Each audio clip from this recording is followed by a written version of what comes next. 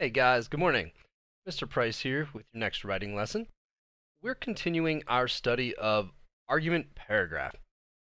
Yesterday, I asked you to complete an organizer that looked very similar to this. The only difference was that your article was about whether you considered gaming to be a sport or not. I went back to the article that you worked on last week about would you implant your phone in your brain? And I completed that organizer in the same way to model for you how you're going to take these three pieces of evidence that you found yesterday and combine them with your claim to create an argument paragraph. Remember that the first thing that you need to have is your claim. You need to have taken a stance on the subject. The next thing is that you have to have these three pieces of evidence. In order to be successful in this assignment, have to have the three pieces of evidence. It's not going to be considered complete if you're not including the three pieces of evidence. Remember that two of those pieces should be evidence taken directly from the text, but if you absolutely needed to, one of those pieces could be personal experience or a logical reasoning. If you look here, you'll see that the claim that I have stated and the stance that I've taken on whether or not I would implant my phone in my brain is that no, I would not implant my phone into my brain. The evidence that I chose was studies show that excessive time on our devices can make us feel anxious, lonely, and fatigued. Yet it's hard to put our devices down. They constantly buzz and ring, begging for our attention. If phones were in our brains, it could be nearly impossible to turn them off. The second piece of evidence that I chose was that then there's the issue of privacy. If you had a chip in your brain, would advertisers be able to access it?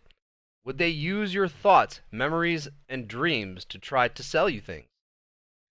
And the third piece of evidence that I included was that some experts even warn of brain jacking, a sinister scenario in which a criminal hacks into your implant and gets control of it.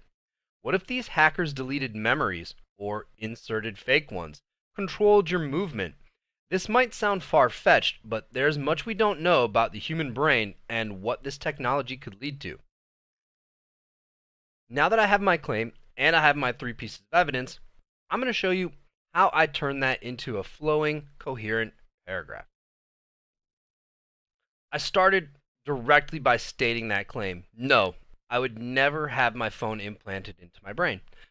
Then I launched into my first piece of evidence using this transition first of all.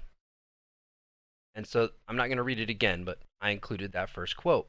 What's important to note is I then included an explanation about why that quote is relevant to this claim that I made that no, I would never have my phone implanted into my brain. And I said that this is relevant because this means you'd experience constant interruptions and that such a connection to a device would disconnect you from society. I then use another transition word to lead into my next piece of evidence. I'm going to skip reading it again. You can look at it up above if you really needed to review it. The reasoning that I had for why this piece of evidence was important is that if you implanted your phone, you'd never have a moment to yourself again. Currently, your phone mic is always listening, and things you discuss appear in ads.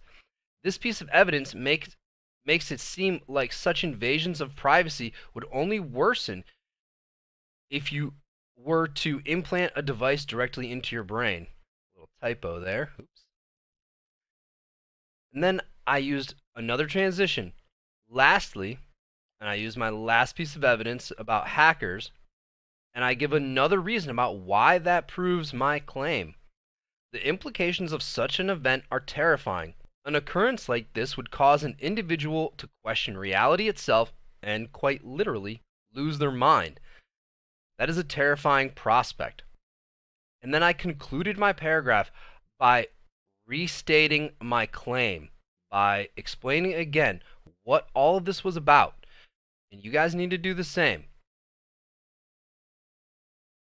So I hope that helps give you an understanding of the different components that should be included in your argument paragraph.